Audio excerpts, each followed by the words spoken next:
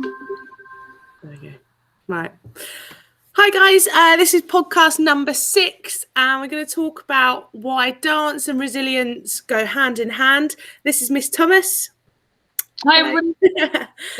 She's leader of dance, subject leader of dance, dance teacher, club extravaganza teacher, all of them like, on your own, and then leader of the Dance Academy as well.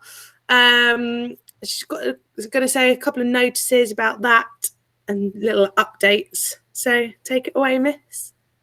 Well, thanks, Miss. So I am Miss Thomas. I'm head of dance at Cardinal Newman. So I run the Key Stage 3, the GCSE and the A-level.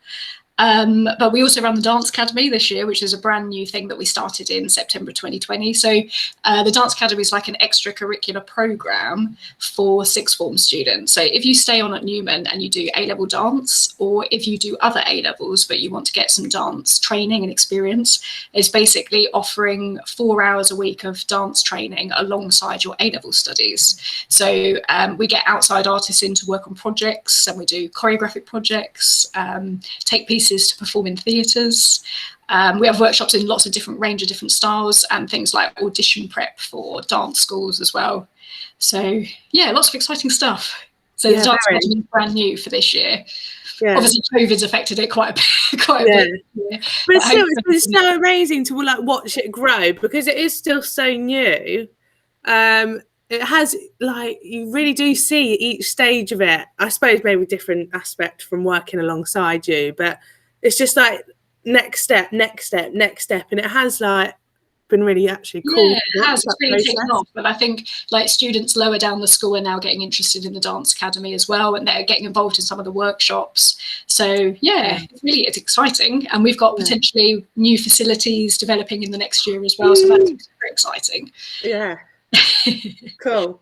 Right, so we're literally going to go straight into it, and we're going to kind of rewind and start at the beginning, and just kind of I want to talk about how you got into dance, and did you always know it was going to be dance, or was there any kind of different pathways that you took before you got back to dance?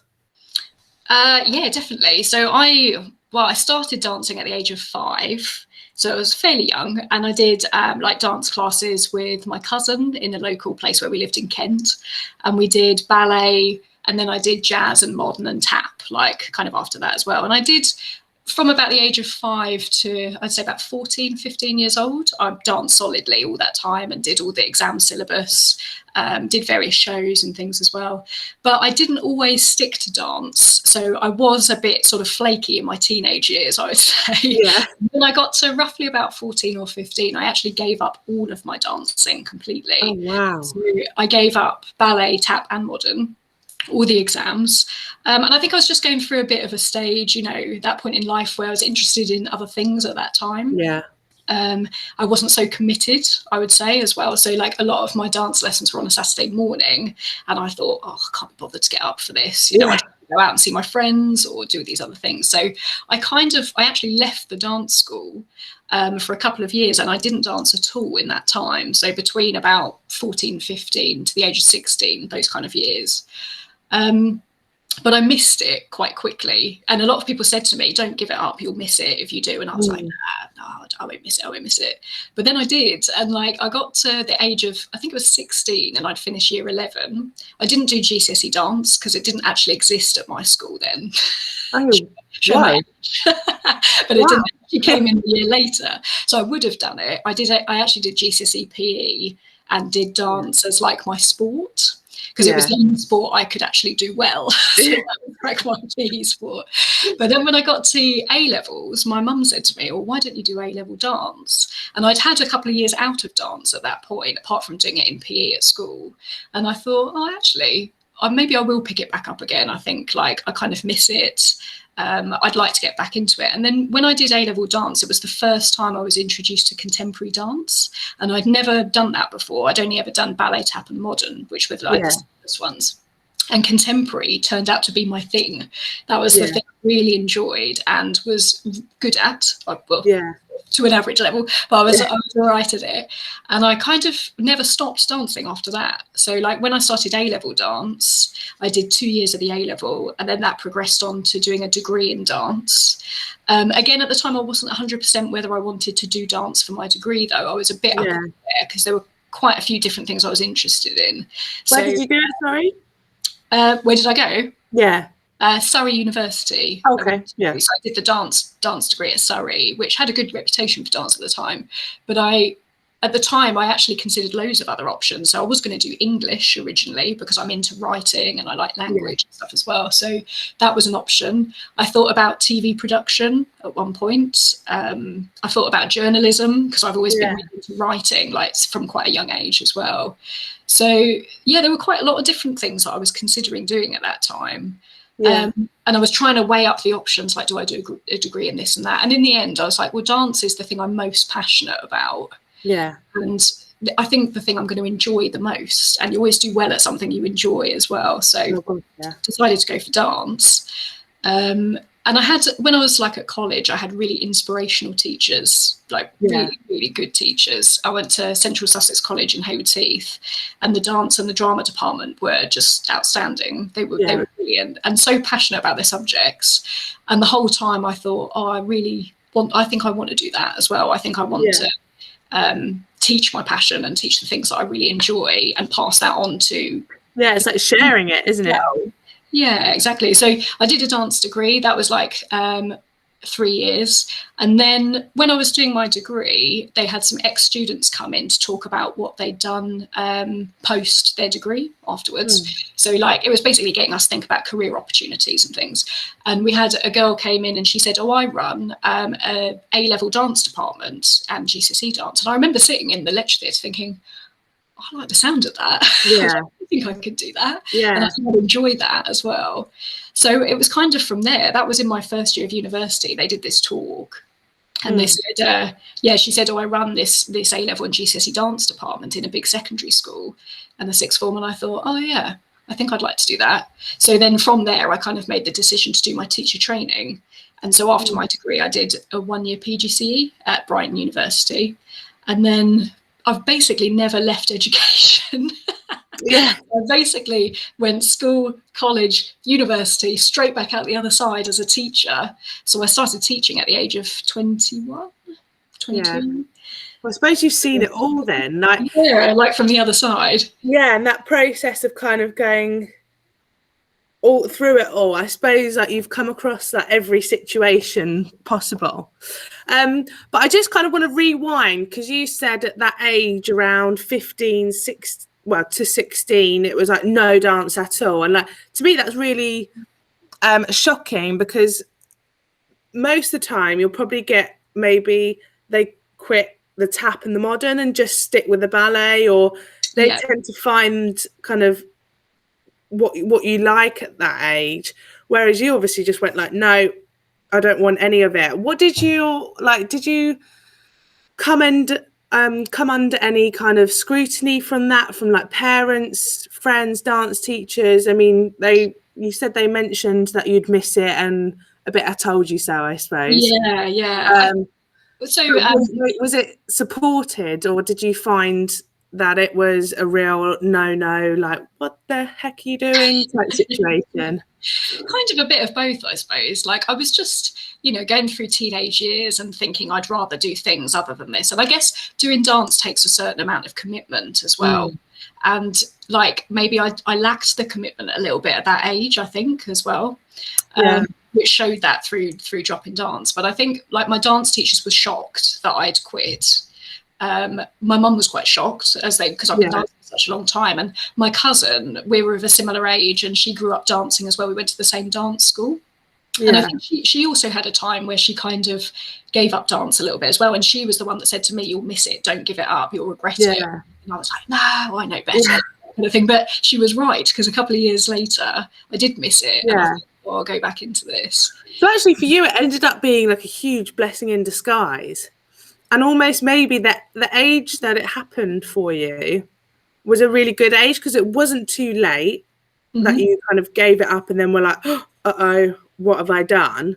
And it was still at that age, because I'm just thinking that if any of your students now are going through that, or are thinking, no, it's too much, kind of what, I don't want you, obviously we don't want to encourage them just to stop, but yeah, please don't. Kind of, what would you say, having learnt kind of the hard way, I suppose? Yeah, I would say to them, like, be careful or think carefully about giving up things you're actually passionate about. Because actually at the time you might think, oh, there's better, more exciting things to do than this at the moment. Like, I can go out and do this, I can go and see my friends. Grass is greener. Yeah, kind of thing. But I think, like, yeah, you should never give up on your passions, I think, because they're the things that make you quite a rounded person as well. Like, it's not just about just your schoolwork and your academic schoolwork, but if you've got a certain skill in a different area, that you should pursue that. And if you end up doing something that you enjoy and you're passionate about, you'll always enjoy your job, and you spend so much of your life working as well. It's actually, I don't even know what percentage of your life it is. It's very big. Ridiculous, though. If you enjoy what you do, as I enjoy my job as well, and I think a lot of us do who work in PE, physical education, and dance as well, because we're passionate about physical education and well-being and all those kind of things as well, and how the subject can help that. But yeah, I think don't give up on something that's your passion. And even if it's hard at a certain point and you feel like you'd rather be doing something else, stay committed. Because I think that was my level of where my commitment dropped. Because I would describe myself as quite a dedicated person and quite self-motivated a lot of the time. But at that time, I definitely had a dip. I wasn't committed enough, I would say. But luckily, I found my way back into it in the sixth form. So, because also now I think having that total passion and drive for something is actually quite rare these days. Like, I think, I mean, this is a bit like obvious and a obvious statement to make, but as time goes on, the more there is of something, like the more time goes on, the more everything has been done in football, or like, everything has been done in art, or how can you keep on being creative, or in photography or something like that. And I think doing something new and different. Yeah, it's so easy to think, oh, it's all been done before, but it really hasn't. And I think especially like young people now, and the kind of the way things are going with like Instagram and like online and stuff like that, I think there's a whole kind of gap in the market, if you like. And I think now more than ever, people should really, really go with their passion. Yeah, I would totally give the advice that you should study something you enjoy, and that will lead into a job that you enjoy, and not something where you wake up in the morning and think, oh, I really don't want to go to work today. Yeah. You wake up and you think, oh, yeah, I'm looking forward to going to work and seeing people and doing my stuff. Yeah. But I think I always knew I wanted to do something creative. That was something so I didn't know whether it was going to be dance, television, journalism. Script writing was another thing I was really into. I used to love writing scripts for like drama, and I did GCSE drama and loved that. I used to do lots of like local productions, like sort of amateur dramatics, all that kind of thing as well. Yeah. So I always knew I wanted to do something creative, and I knew I didn't want to sit behind a desk at a computer, which unfortunately we have been doing during lockdown. Yeah. I don't know. I think, I always wanted to do something that had creativity. And if you're a creative person, you should never let that go, I think. Even if you are pushed into following an academic kind of route as well, and say you're quite strong academically, you shouldn't lose the creative side of what you do as well, because it makes you who you are. Hold on to it through like a hobby, or even if it's like a passion, even if it's a side hobby, exactly. And it might even develop into a business later on. You never know, like some kind of side business to what you do as a normal day job. Because also with dance, it's like I had a friend who took dance, and I didn't really know anything about it or what the GCSE entailed or anything like that. But there is so much to it.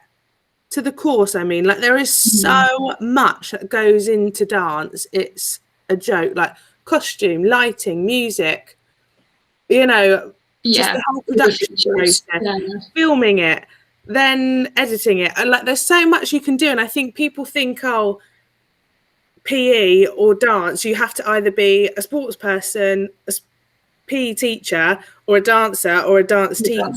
There's so much you can do with it. It's ridiculous. And I think it's really almost, I think with the Dance Academy, it's a really amazing opportunity to show that.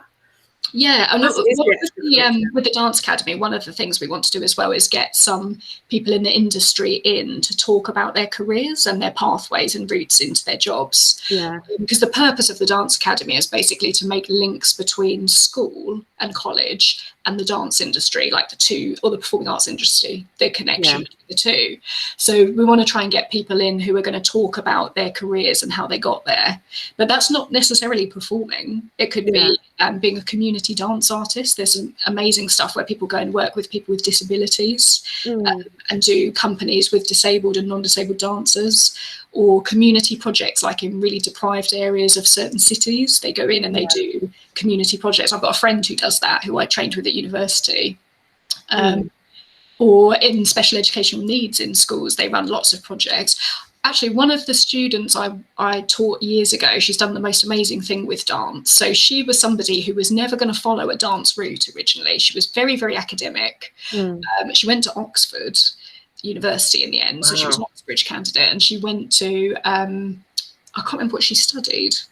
There was languages, I think, at Oxford.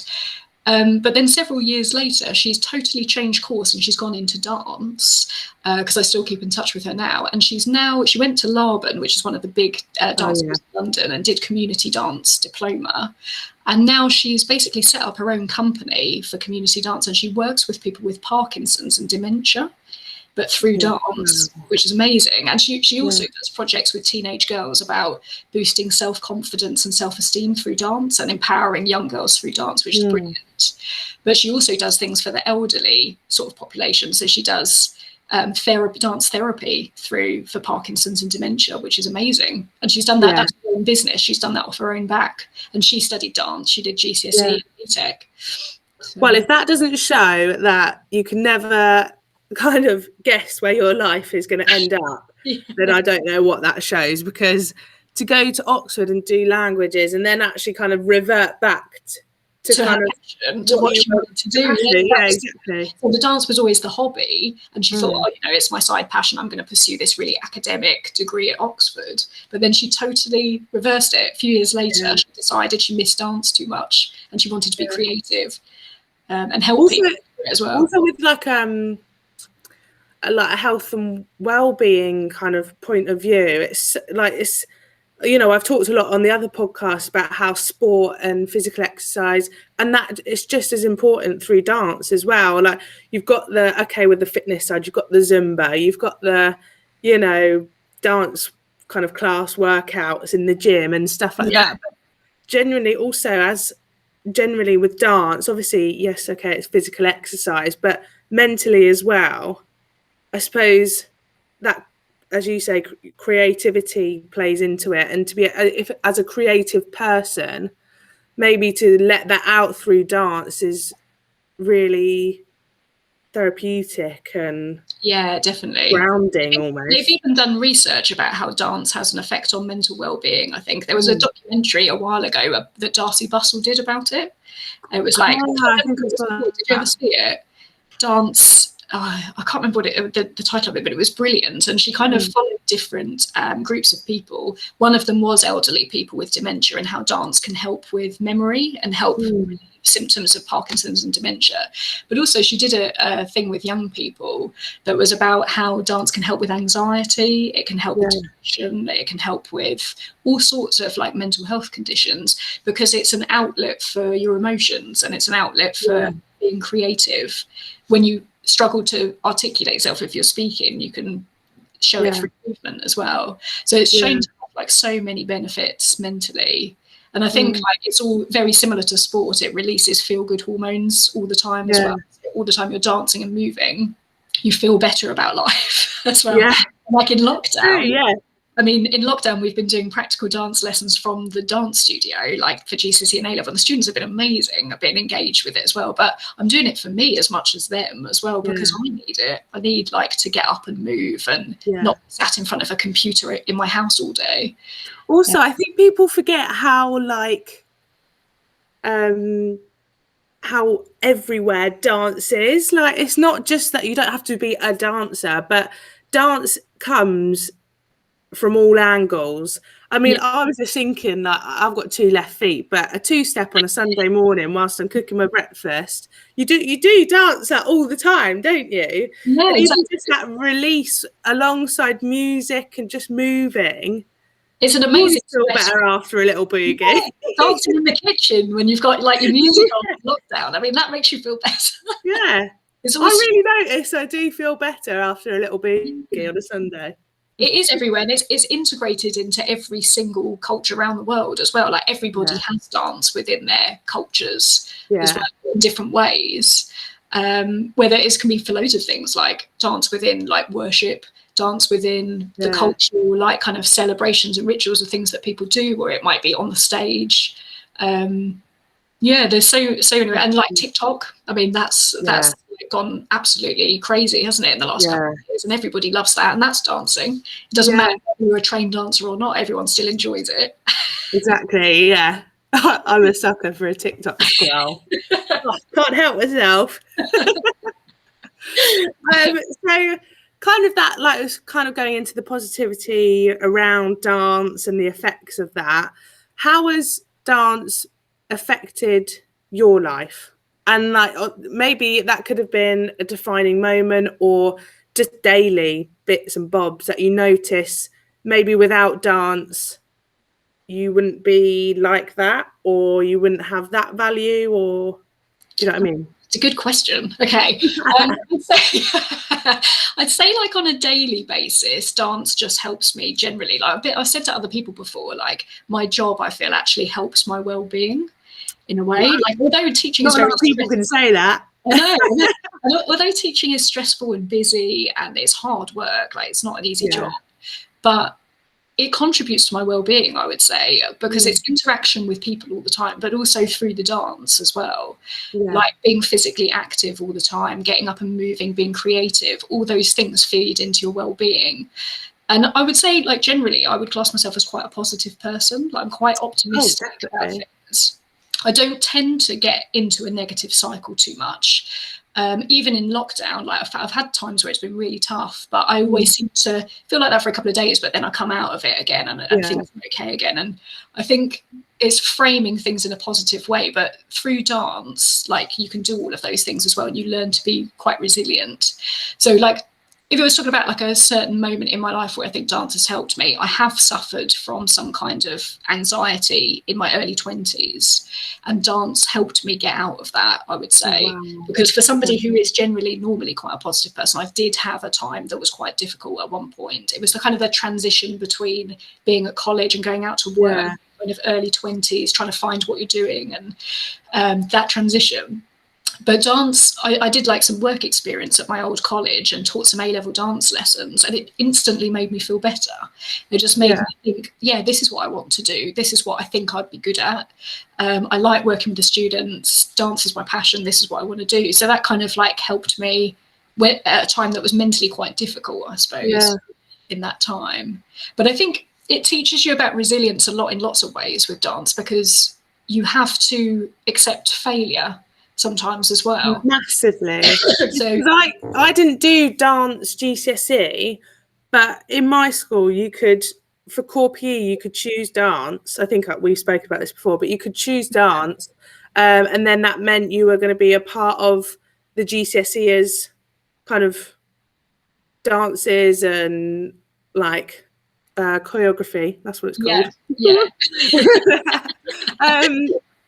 And so if I, like, even that process, I mean, the amount of times things were changed and that you had to go over and do things again, or that didn't work, and then so you have to do it again. And the whole kind of back and forth and almost full circle process that you have to go through to get that 2-minute end product.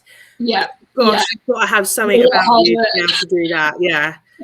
Yeah, Because, yeah, I agree. There's so many situations where you have to problem solve a lot of the time. Like when things go wrong, like if you're doing a group piece and suddenly somebody's injured and you've quickly got to resolve that and think, okay, how are we going to adapt this piece? Or somebody's been off ill, or something's not working and you've got to change things in a tight time frame. That's always quite difficult, but also develops your people skills with other people. yeah, and leadership, I suppose. Yeah, and also like things like auditions, like when you go for dance auditions, you have to accept that you're not always going to get the place in whatever it is that you're auditioning for as well. And actually everybody else is just as good as you are, if not better.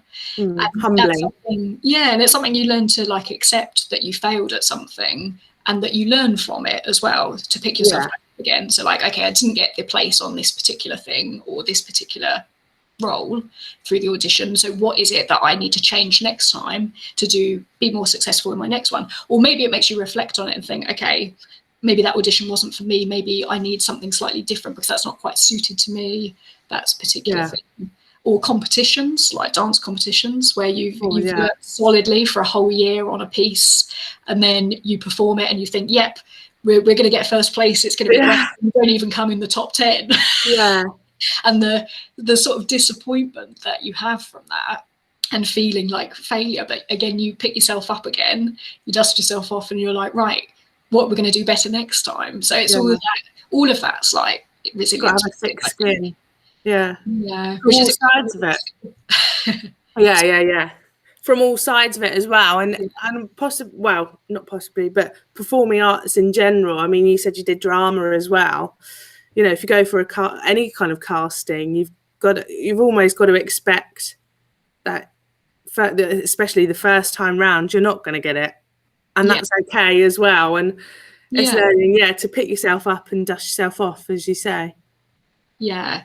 And resilience is an important life skill, isn't it? Although it's coming, I'm talking about from a dance perspective, but everyone's always going to have tough times. And like the last year has been particularly difficult for everybody in different ways, depending on where you're at in your life or whatever it is that you're doing at that time. But being resilient is about like having a positive mindset, I guess, as well, isn't it? Framing things and seeing the positives in stuff even when it feels like there isn't any. And also just being a teacher in general, I suppose you've got to be resilient. And then, you know, we talk about resilience with kids a lot, but adults as well, they have to be resilient too. And it's that whole thing, especially in dance, when things go wrong, or as you're the teacher and the leader, you've also got to feed that resilience to them, and without kind of that thin line of doing it for them and teaching them the hard way to do it themselves. I suppose that whole balance as well with resilience and almost teaching it. Yeah, teaching the mindset of being able to pick yourself up again and carry on, even though you feel like you failed or something's not gone right. Yeah. Exactly. So next one. See, my questions, we've kind of already answered them. Sorry, I'm talking too long. No, I love it. We're enough on the tangent. I'm going to go with hardest thing about teaching dance. Could be the physical side or the classroom side. Are we talking specifically in a school context, like as in at Cardinal Newman? Yeah, we can do that, and then one as a whole. Most difficult thing about teaching dance. Okay, I'd say in terms of logistically, when you're working in a secondary school, having time to choreograph stuff is really difficult.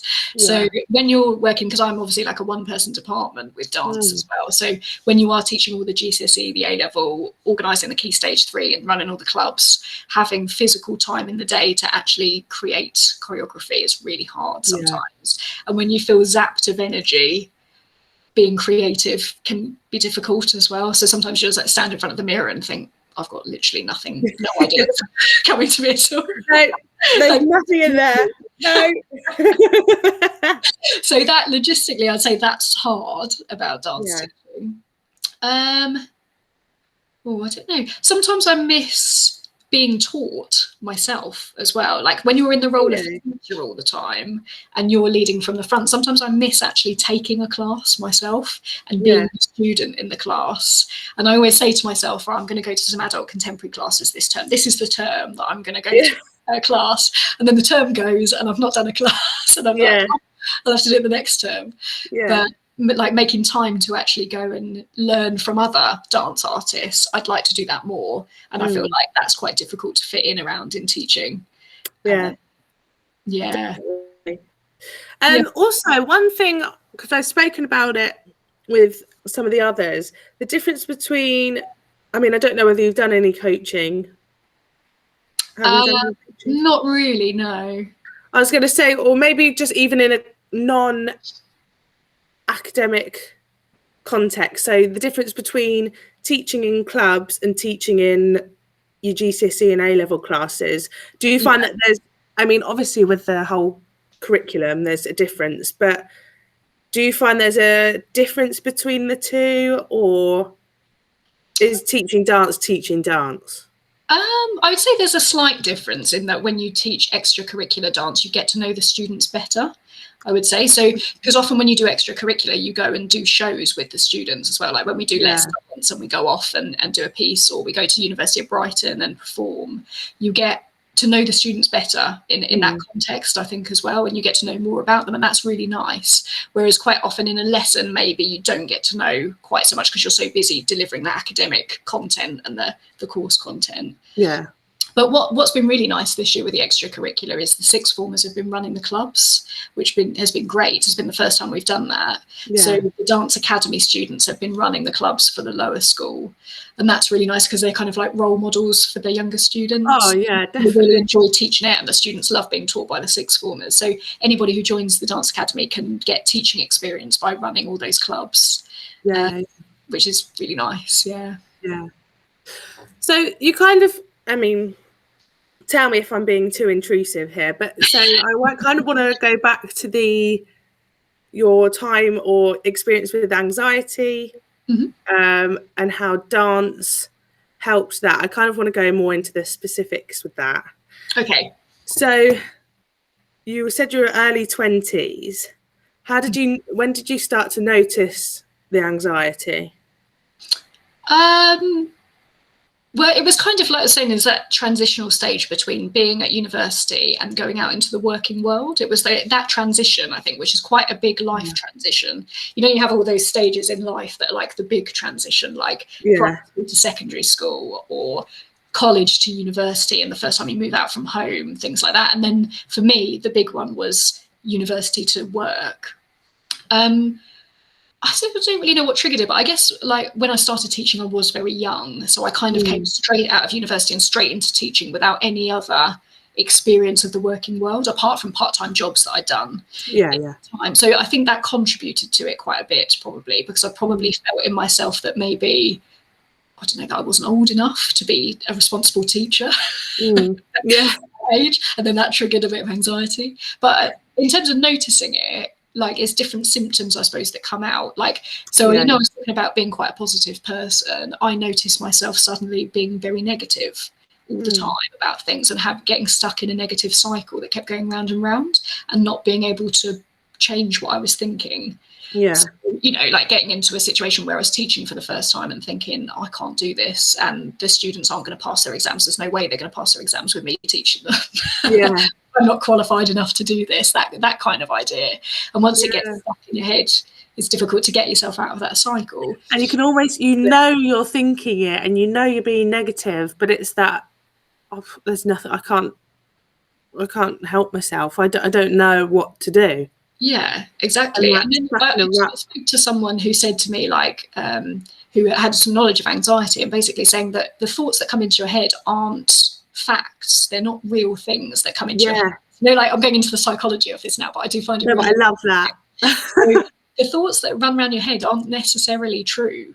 Like, and often they're not true. Often they're just, they're not facts. So when you're in an anxious state, all of those thoughts keep going round and round and round, and they get more and more catastrophic and worse in your head. So you have to consciously work out that thought and say, no, that's not right. That's not, that's out of perspective. Like, for example, when I first started teaching my first post, I would think, there's no way the students are going to pass their exams. They're all going to fail. Everybody's going to fail. But actually, that's not realistic, and it's not true. because I was doing everything I could to make sure that they were passing. I was learning the syllabus. I was qualified. I'd done my PGCE, but for some reason I didn't think that I was up to the job a little bit, I suppose, with it. So then is recognizing that a thought's not actually real and that it's not a fact, and challenging it yourself, but you almost have to practice that in your own thoughts a little bit.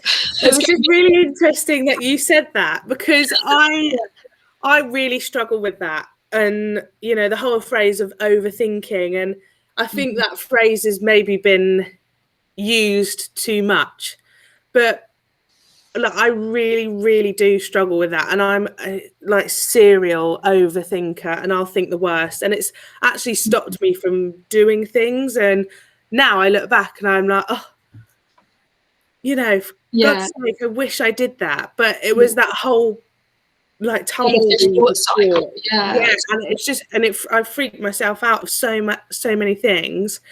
And it was just really interesting that you said that about because I follow this lady on Instagram, I think, what's her name, Megan Rose Lane, and she's all about the positivity and body positivity. I mean, she's quite an extreme version, but I kind of pick things out that resonate with me, if you know what I mean. Yeah.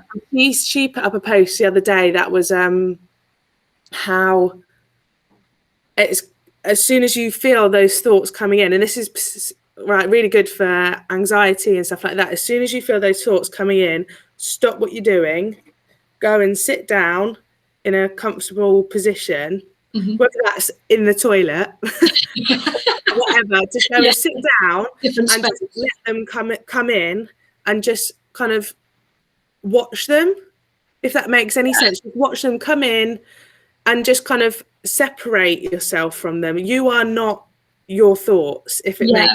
Do you know what I mean? I know exactly what you mean. And it's they talk about like in psychotherapy and stuff as well. I think because I've watched various things on it before as well, like you have kind of on Instagram or YouTube and things like that, because I do find it really interesting. And sometimes I think, oh, I wish I'd studied psychology at A level, because it is so interesting.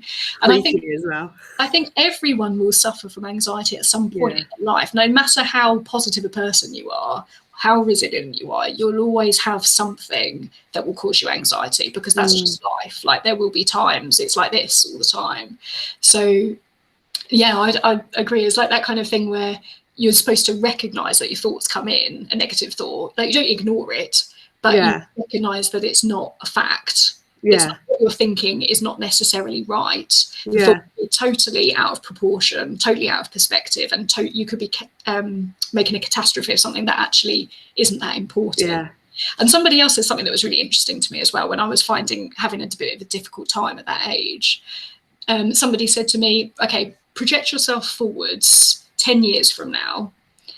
Will this matter? What you're worrying about now, will it matter in 10 years' time? And I always thought that was really interesting as well, because I was like, actually, no, what I'm worrying about right now in this specific moment will not affect me 10 years down the line, or even 2 years down the line from now. What's that saying? It's like if you're not going to, or if it's not going to matter in 5 years, don't spend more than 5 minutes worrying about it. And that's like my little motto now. I love that. Maybe I'm a bit too carefree now, but like there is a limit, and but it's, you know, finding that balance, I suppose. But it is so true, and it's like, you know, I know maybe this is a bit extreme, but are we going to worry about? Fingers crossed. But is coronavirus going to be still a real issue in 5-10 years' time? So why are we getting? You know, just go with the flow. What's happening is happening. It's not going to be like this in 5 years, or even hopefully even better, a few months, a year. So don't get so worked up about what's happening. Like, and I mean that within school and school terms, like with kids coming back to school or us going back to work, and you know, the chopping and changing, and everything is so out of our control. As a whole. It's the uncertainty. That's what causes anxiety, isn't it? It's the uncertainty of like what's going to happen. So but touch wood. But like this situation isn't going to be happening in 2 years' time. So don't worry about it. Just go with it. It's happening now. Yeah, exactly. I think it's a temporary situation that we're in at the moment, although it feels like it's going on forever and ever. Yeah. But it is temporary, and things will pick up again, and things will start to get back to normality. But it's like not blowing things out of proportion in your head, I think, in perspective, which is hard, isn't it, sometimes? Yeah. But that's all to do with managing anxiety, I think, as well. Yeah. I also did, funnily enough, I did a One Dance UK wellbeing session only 2 weeks ago. They offered like a free one to dance teachers. So there were like loads of us around the country that signed on to do it for free. And another technique they talked about was something called worry time. I don't know if you've ever heard of that one. No, but basically, like, if you've got a really big issue that you're worrying about, instead of it ruining your entire day and taking over everything, you give it a specific time in your day to worry about. So you're like, okay, at 8 o'clock this evening, I'm going to worry about this particular problem. And after 10 minutes, that's it. I'm going to cut off, not going to think about it until the next time I'm going to schedule it in. Yeah. And that's really good. It's not something I've ever done. Warrior as well. Yeah, if you are I mean, it's not something I've ever done, but I did think, I can see the logic behind that. About if you're an overthinker and you're a worrier, like, be really strict about, this is the time I'm going to worry about this problem, and then I'm going to stop and I'm going to carry on with my day. And it's all strategies, I suppose, isn't it? But so kind of, we've gone on like a bit of a tangent there, bringing it back to the dance. So did you find that when you were dancing in that time, in your early 20s, did you find that every single time you danced, it would all kind of go away? Or was it even kind of consuming that as well? Or did you find that dance was that one kind of factor that kept you going? No, I would say dance helped it, definitely, because dance is like escapism as well. I think it takes your mind off things completely when you're dancing, and when you're moving to music and stuff as well, and you're being creative, and you're, I don't know, putting your emotions and how you feel into it as well. So I would say it definitely made me feel better. And any times where I had anxiety or problems, tough times like that, dance would always help with that. Always make you feel better. Yeah, exactly. Generally, I think students even said that in lockdown as well. Like when we've done practical lessons, or we've had some Zoom workshops with the Dance Academy on Wednesday afternoons with professional dancers, and a lot of the students have emailed back afterwards saying, "I really enjoyed that. It really took my mind off everything that was going on. It was really nice to get up and move and not be sat in front of a screen the whole day." Yeah. So even just the little things like that makes a difference, even if you're just up and moving for half an hour in your day. Yeah. Yeah. And also, like, I've been talking a lot about, go for a run or do this HIIT workout, this will solve all your problems. But actually, for some people, that's not going to work. And actually just turning on some music and just dancing. I would say, where you've said turning on music, that is one of the best stress reliefs ever, I think, during lockdown. I mean, I'm quite into music anyway, but just literally having your speaker on in the kitchen or the living room or wherever it might be, putting on some music that you like, it's such a good positive thing, and a real escapism as well, I think. Yeah. Dance and music, I suppose they both come into that, but music, I think, is really a really good strategy for stress relief as well. Yeah. Yeah. Well, we've kind of like answered all my questions. Great. Yeah, no, really good. But that was, we kind of just went with it, which I love. I love that it kind of just happened, really. Yeah, it's good. So that's kind of like it from me. You've been absolutely amazing. Thank you so much. I was quite about doing an interview, actually. I was a bit nervous about doing an interview. I was thinking, I'll write some notes down of what I'm going to say. Yeah. Easy. It worked very easily. So thank you so much. Hopefully that gave our staff and students a bit more of an insight into you and, what you're about and dance and what's going on with dance. Hopefully, fingers crossed, that, came across. But yeah, thank you so much. And guys, I'll see you in the next one. Don't know how to stop recording it.